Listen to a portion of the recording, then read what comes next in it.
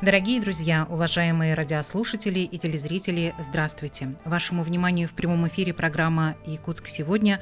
У микрофона с вами я, редактор Вета Вишнякова. Наши режиссеры Мария Новгородова, Николай Слепцов, Айдын, а в нашей студии гости, и я рада их представить.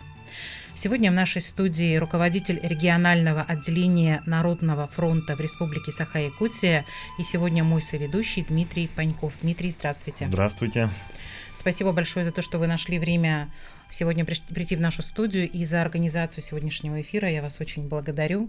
И заранее благодарю за то, что вы сегодня возьмете штурвал эфира в свои сильные мужские руки. Да, сегодня попробуем себя в новой роли человека, который будет вести эфир, так что, если что, не судите строго. У вас шикарный голос, я думаю, наши Спасибо. Радиослушатели точно это оценят, телезрители тоже, но поскольку картинка у них есть, они оценят не только голос. Сегодня в нашей студии также Гульнара Бураева, председатель Общественного совета Министерства строительства Республики Саха-Якутия. Гульнара, здравствуйте. Здравствуйте. Тема сегодняшнего эфира звучит так: строительный капитал Якутии, проблемы и вызовы современности. Мы будем говорить о строительстве вообще и о строительстве жилого комплекса в том числе.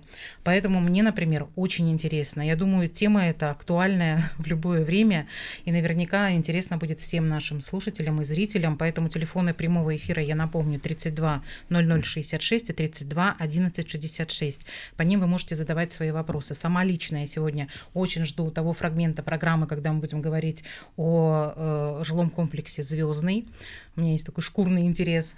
Ну и прямо сейчас я передаю эфир в руки Дмитрия и буду вместе с нашими слушателями и зрителями внимать ту информацию, которую вы сегодня нам расскажете. Да, большое спасибо. Действительно, строительный комплекс Якутии развивается семимильными шагами, и, безусловно, когда идет такое комплексное развитие территорий, что сейчас стало на самом деле применяться почти во всех городах Российской Федерации, и на это делается упор, действительно это удобно, но возникает, конечно, и ряд сложностей, с которыми сталкиваются и застройщики, с которыми сталкиваются муниципалитеты, потому что очень много подводных камней скрывает под собой строительство. И вот сегодня хотелось бы, конечно, с Гульнарой этот вопрос обсудить, именно проблематику, пути решения. А так как Народный фронт занимается общественным контролем, и мы непосредственно общаемся с гражданами, заявителями и по качеству строительства, и также мы общаемся и с застройщиками, которые действительно каждый день сталкиваются с барьерами, которые приходится преодолевать некоторые годами. И говоря о здоровом климате, в строительной отрасли, хотелось бы первый вопрос посвятить как раз-таки той теме. Климат, северный суровый климат Якутии, вечная мерзлота. Насколько действительно это сложно, насколько это создает дополнительные сложности, и логистические проблемы, с которыми у нас есть сезонность, у нас как раз-таки навигация только началась, и я думаю, многие строительные компании ждали те комплектующие, которые им так необходимы были на стройку. Гульнар, как часто с этим сталкиваются у нас застройщики? Спасибо за вопрос. Могу сказать, что Республика Саха-Якутия у нас очень специфическая. Если вы посмотрите на наши дома в Центральной России, посмотрев на наши домики, они скажут, что это за домики на курьих ножках. То есть для них это вообще что-то из ряда вон выходящее, потому что по такой методике они не строят, с этим они не сталкиваются. У них нет понятия вечная мерзлота, что нам приходится эти сваи забивать на 16 метров вниз. У них нет специфики такой, как у нас, когда при минус 50 мы не можем просто-напросто строить, мы 3 месяца простаиваем, и это впоследствии сказывается на заработной плате, на наших трудовых ресурсах, а также очень такая у нас специфика в плане того, что у нас сети, которые находятся, они у нас не везде, например, в городе Якутске, там в республике есть возможность подключения к сетям, то есть, возможно, кроме Якутска и в других бы городах и районах республики очень активно велась бы стройка, но из-за этой специфики, а также логистики, когда мост будет построен, надеемся, себестоимость материалов у нас в разы упадет. Потому что, как вы обратили внимание, в Центральной России строительство очень из разных регионов строят, например, в Москве, в Питере и так далее. К нам же лишний раз Центральная Россия, подрядчики, застройщики не заходят, потому что они, во-первых, не знают специфику, они, посчитав экономику, понимают, что это не очень им выгодно строить, они понимают, что при такой себестоимости строительства будет очень высокий квадратный метр. Если у них, например, по договорам технологического присоединения они платят там по определенному нормативу и подключают свой объект, то у нас в большинстве случаев застройщик эти затраты может нести только сам, построив данные сети, потому что ресурсоснабжающие организации просто этими сетями у нас не развита. Потом у нас специфика, город у нас, например, Якутск, маленький, свободных земель у нас нету. Например, как в Казани, в Набережных Челнах, там в Москве, когда просто свободные, грубо говоря, участки, на которые застройщики заходят и строят. Ну, скажем так, они есть, но как раз-таки технологическое присоединение на тех участках они просто не позволяют. Это очень дорогостоящая история. И вот как пример могу привести, например, 112-й квартал у нас сейчас как бы развивается, это по Вилюйскому тракту, где 5 застройщиков приобрели земельные участки, которые разработали проекты строительства, но, к сожалению, в настоящий момент они не могут довести свои объекты до разрешения на строительство, потому что ресурсоснабжающие организации не могут им предоставить технологическое подключение объектов, и, следовательно, они предлагают застройщикам за свой счет в складчину построить эти сети.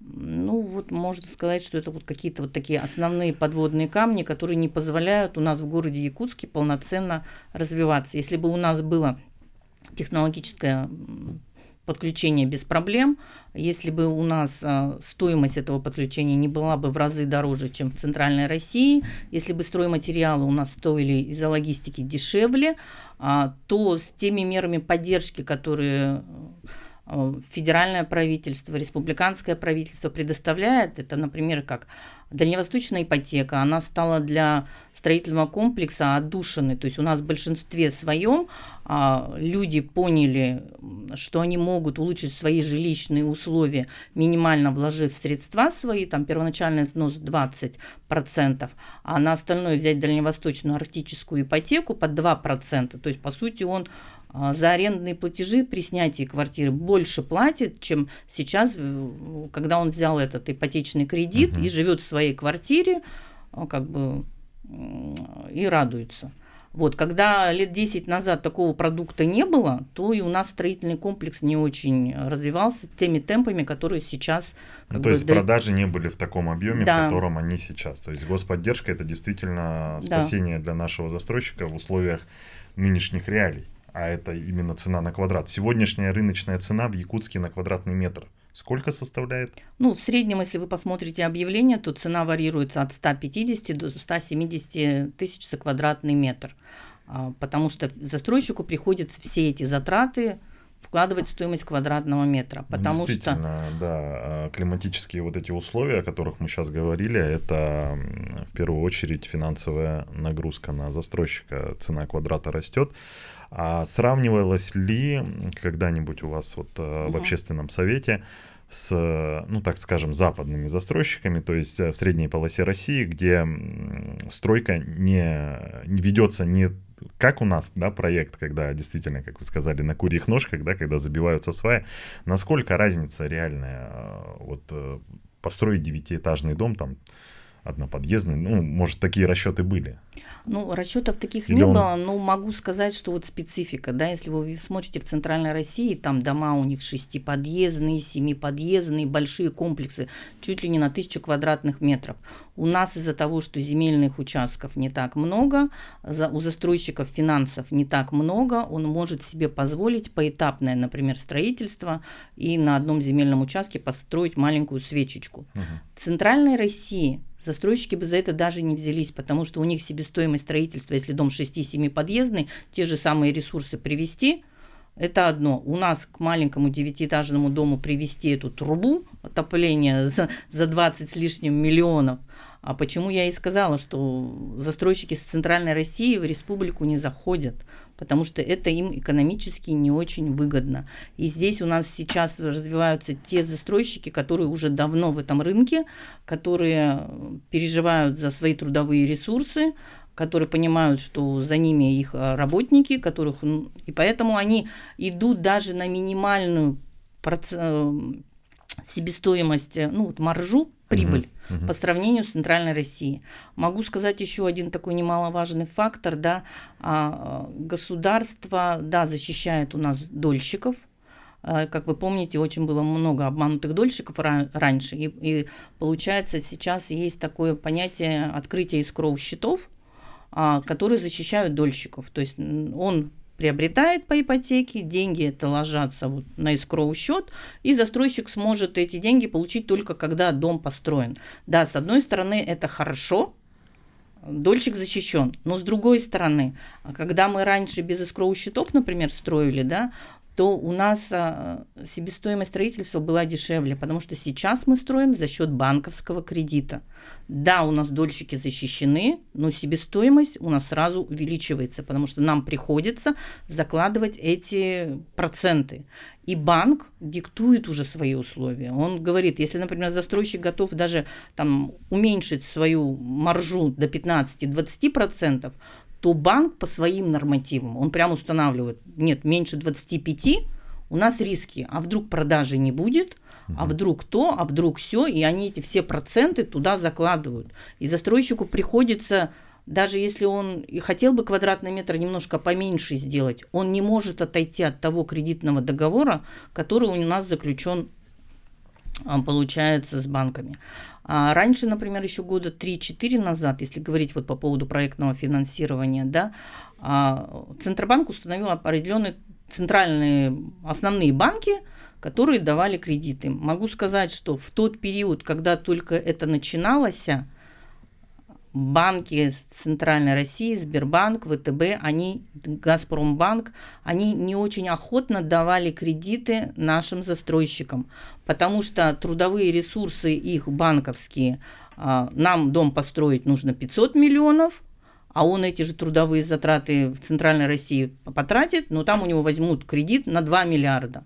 Поэтому мы, как общественный совет, вышли с инициативой о том, что Центробанк добавил региональный банк, и в настоящий момент, уже как год-полтора, Алмаз-Регионбанк добавлен в список Центробанка, что наши некрупные застройщики могут взять проектное финансирование в банке, который знает нашу специфику и который готов на небольшие суммы кредитования пойти.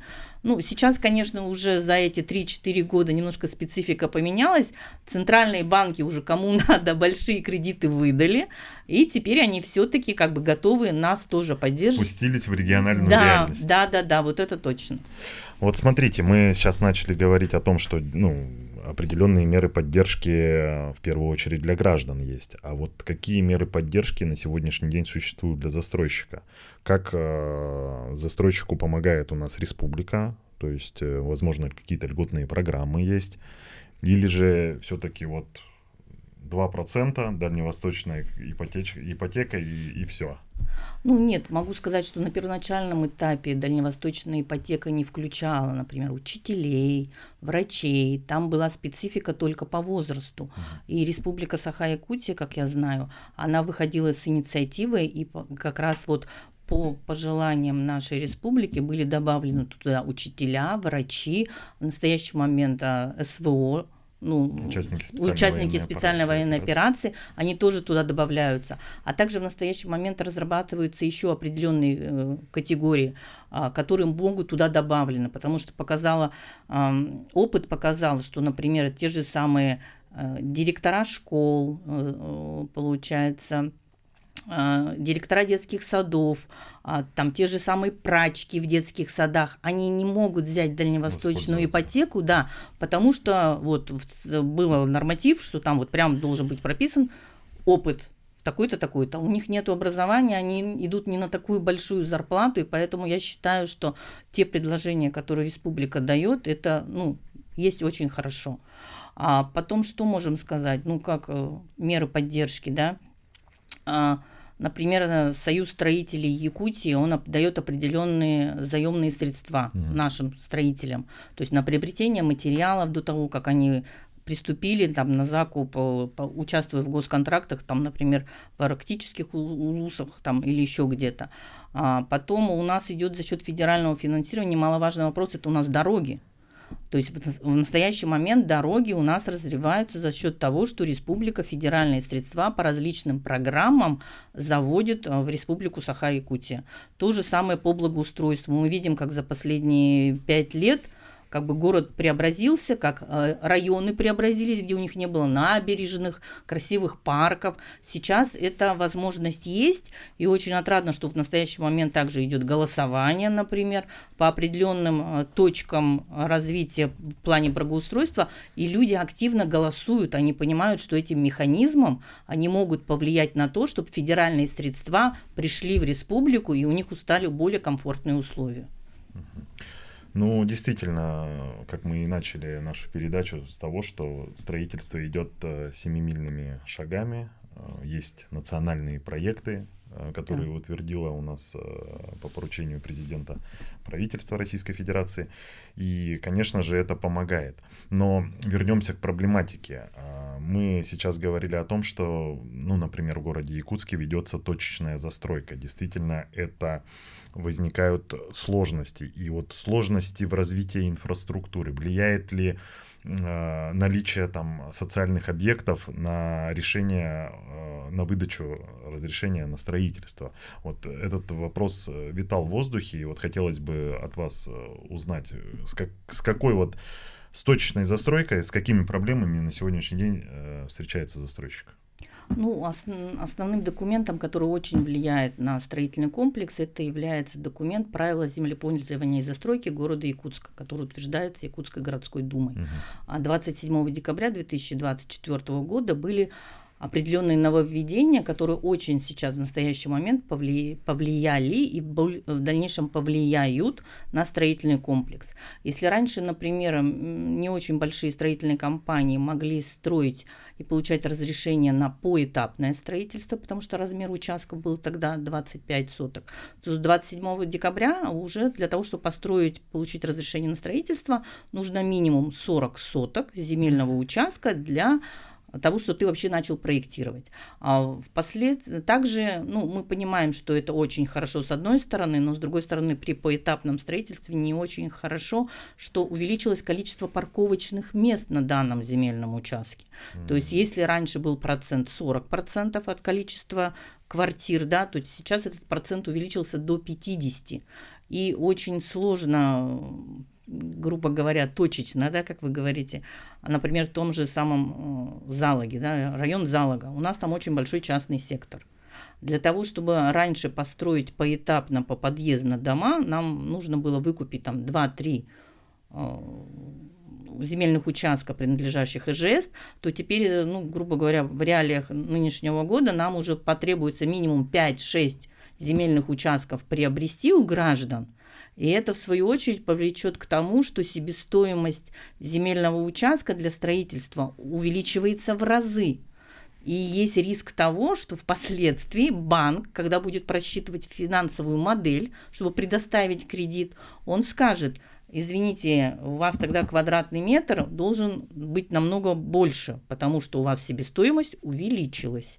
То есть у нас специфика: земельный участок увеличился, его стоимость, ресурсы подключения увеличились. Это тоже... уменьшились. А объемы уменьшились. Но это же может привести прям к колоссальному росту цены на квадратный метр. И мы в настоящий момент говорим, а еще немаловажный фактор в связи с тем, что в нормативных документах есть теперь такое понятие, что в квартале должно быть определенное количество учебных мест, То есть точечно, возможно, у нас то там, то тут будут не очень красивые стоять ветхие дома, потому что застройщик, возможно, бы и хотел за свой счет расселить тот дом, который не попал в федеральную программу, но в связи с тем, что он понимает, что тут будут очень большие затраты, и ему разрешение на строительство не выдадут. Перебью, мы продолжим буквально через короткие 4 минуты. Дорогие друзья, оставайтесь, скоро вернемся.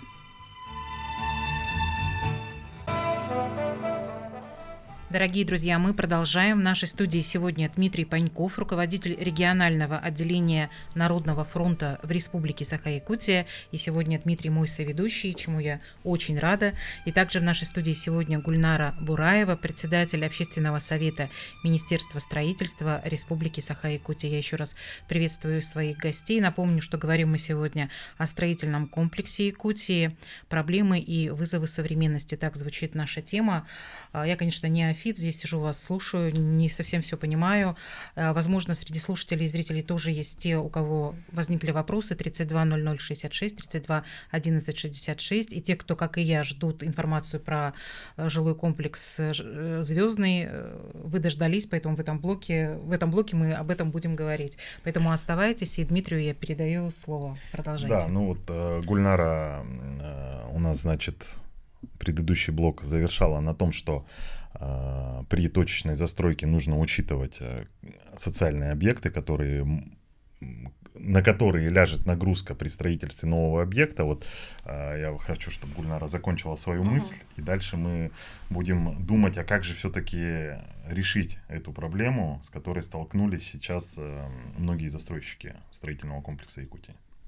Ну, возвращаясь к нашему этому вопросу, получается, количество учебных мест, я как мама будущего школьника, который пойдет 1 сентября в школу, понимаю, что этот вопрос очень актуальный, потому что при подаче заявления там на 42 места, например, 120-130 желающих.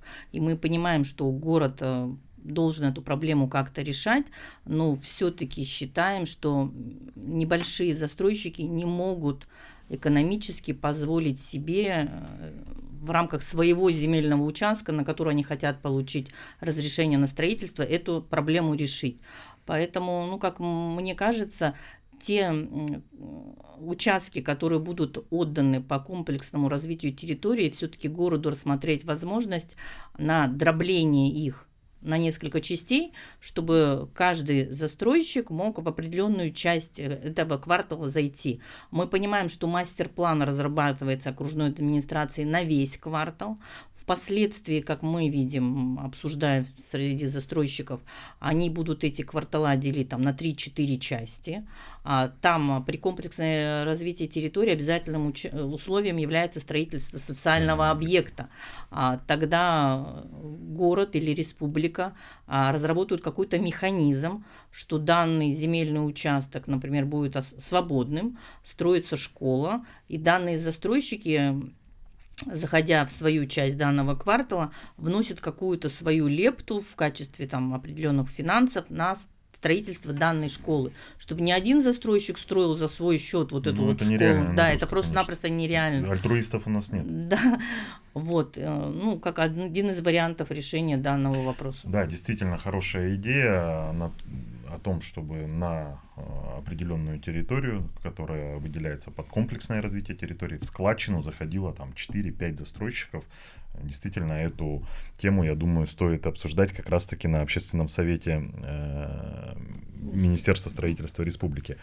Но и комплексное развитие территории — это, конечно, не панацея. И те застройщики, которые региональные застройщики, можно сказать, государственные, заходят на строительство, они сталкиваются тоже с рядом проблем. И Народный фронт, например, вел активно работу по мониторингу строительства и качества строительства жилья в микрорайоне Звездный. И сейчас я хочу, чтобы мы посмотрели видео по результатам таких рейдов и действительно обсудили вот эту проблематику. Переехать в свою квартиру, потому что у нас сейчас нет условий, у нас нет отопления, у нас нет воды холодной, горячей. Даже он нас поторапливает, чтобы мы переехали на данный момент. А мы не можем переехать. Там, где мы живем, где у нас были условия плохие, сейчас у нас там тепло. Мы рады переехать, я хочу переехать. потому что там условия тоже у меня не очень хорошие. Ну как? Я в прошлом году, в октябре месяце, купила квартиру в Звездном микрорайоне. По плану должны были сдать в ноябре прошлого года, и я ожидала встретить Новый год со своими детьми в новой квартире. Сейчас уже октябрь месяц 2024, мы до сих пор не смогли заселиться. С большим трудом Народный фронт смог добраться до микрорайона Звездный. Абсолютно отсутствуют подъездные пути. Будем обращаться в органы прокуратуры для правовой оценки введения в эксплуатацию домов, так как действительно это все было затянуто, и по сей день люди не могут сюда переехать. Дмитрий, вы и там, и здесь. Вашу маму и там, и тут показывают. Не только там про школы, про детские сады, да, нет речи, но и даже и сами дома и квартиры не готовы. Ну да, когда мы проводили мониторинг и работали по обращению граждан, мы увидели, с чем столкнулся, в принципе-то, и застройщик. Введение в эксплуатацию жилья, оно было остро необходимо. Людей нужно переселять. Это большой объем. Это большие объемы по переселению. И опять же, застройщик столкнулся с теми климатическими условиями, с технологическими присоединениями. То есть там же почему люди не могли переехать, в чем была жалоба? У них не поступало тепло, потому что строилась отдельная котельная, насосные станции, которые увеличивали мощности. И опять же, подъездная дорога. И есть логика ее отсутствия, да?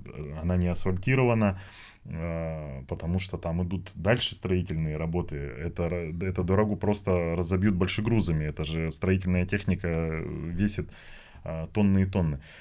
И вот хотелось бы, опять же, вернуться к проблематике. Вот застройщик сталкивается при комплексном развитии территории, в принципе-то, с теми же почти проблемами, что и малые застройщики.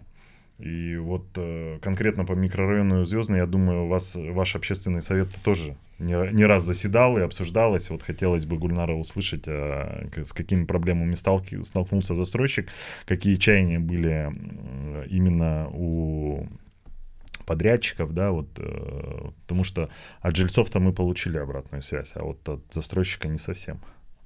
Ну, я уже говорила о том, что строительство ведется за счет банковского кредита. И банки определенные условия ставят. То есть там ведется жесткий контроль за теми деньгами, которые предоставляются.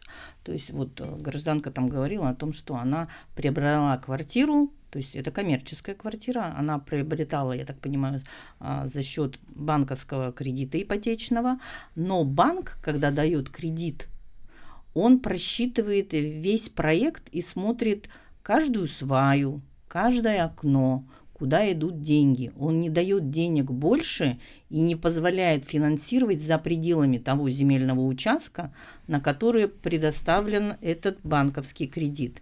Следовательно, дороги и подъездные пути, они не заложены туда. И у застройщика нет денег на строительство данных дорог. Мы понимаем, что гражданам не очень удобно, и сейчас там не очень красиво, но через 2-3 года, когда уже комплекс будет достроен, когда за счет федерального центра будут предоставлены деньги на строительство дорог, и там будут пробиваться определенные новые дороги, то у нас и район ДСК, и Звездные, там появятся новые и социальные объекты, и школы, спорткомплексы. То есть за раз, только за счет застройщика, пускай он даже по комплексному развитию территории, это сделать невозможно. Поэтому мы понимаем неудобства граждан. Ну, могу сказать, что 214 федеральный закон, он защищает граждан, которые приобрели квартиру по договорам долевого участия.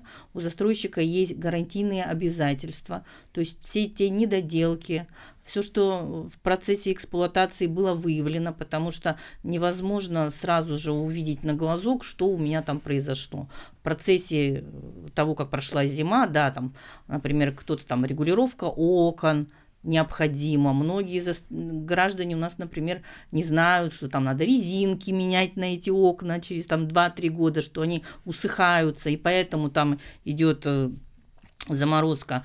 Потом у нас есть такая специфика, например, ну, в Звездном там в основном все квартиры, они у нас с ремонтом идут, да. А если брать другие объекты, да, то пластиковые окна, которые ставятся, дом ввелся, каждый начинает делать ремонт, эта влага куда-то должна уходить. То есть год-два все равно те же самые окна, они будут плакать. Это не есть то, что там это плохо построено. Просто это специфика. Нужно открывать окна, чтобы был приток воздуха. Да, чтобы... система вентиляции. Да, то есть есть определенные нюансы, которые люди, например, не знают, и у них сразу стереотип, что это плохо построили. Поэтому рекомендуем сразу же, как только было у вас что-то выявлено, управляющая компания это все фиксирует, вы пишете письма в адрес застройщика, который вам данную квартиру передал по акту приема-передачи, и застройщик обязан за свой счет это все устранить и довести до ума, ну как бы, чтобы все было хорошо. А что стеклопакеты, на них нужно менять вот это вот да, каждые 2-3 года? У нас есть определенные, вы Я тоже не знаю. Даже такого. можете открыть интернет и посмотреть. У нас окна можно ставить на зимний режим, на летний режим, то есть там есть своя специфика. Поэтому многие граждане, как бы, они вот этих нюансов не знают, поэтому как пожелание, да, когда вы берете по акту приема передачи ключи от данной квартиры, обязательным документом по каждому объекту является инструкция по ее эксплуатации. То есть при выдаче разрешения на строительство проектное бюро эту инструкцию дает. И из-за специфики данного дома автономное там отопление или центральное, какие там окна установлены, двухстворчатые, трехстворчатые. То есть там есть определенная специфика, чтобы эту инструкцию они брали и изучали, как они будут эксплуатировать свою квартиру.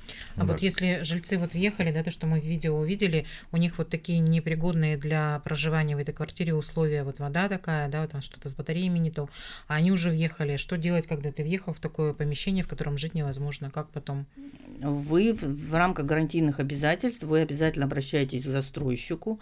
Если ваши... А жить-то это время где? Не устраняются, вы должны с предложением... Ну, вы должны написать, во-первых, жалобу на застройщика. Если этот... Его адрес. В его адрес, да. Если он это признает, вы уже там уже сроки указываются, есть определенные нормативные документы. Например, вы приобрели квартиру, у вас там какие-то недочеты есть, но это не... Вы можете там проживать, но у вас там есть нюанс. Вот у меня стекло треснуло, например, да, но вы можете там пока жить. Дается по закону 60 дней на устранение данных недостатков. Но это если что-то такое незначительное. Если они не устранены, любые недостатки, вы спокойно идете в суд, и за счет застройщика это будет все устранено, если он в добровольном порядке этого не делается. Также у нас мера контроля всех застройщиков, все объекты долевого строительства контролируются Министерством архитектуры и строительного комплекса Республики Саха-Якутия.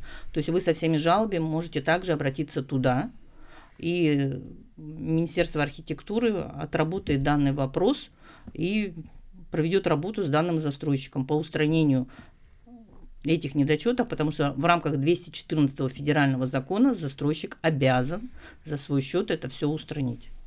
Ну, в условиях новых технологий, наверное, есть возможность какая-то подать жалобу через госуслуги, возможно, нет? Потому что, сейчас мы понимаем, что это же вступить в переписку с застройщиком, получить от него ответ, дождаться там, я не знаю, 60 дней, это действительно... Где-то надо жить в это время, это вызывает раздражение и у людей. Очень.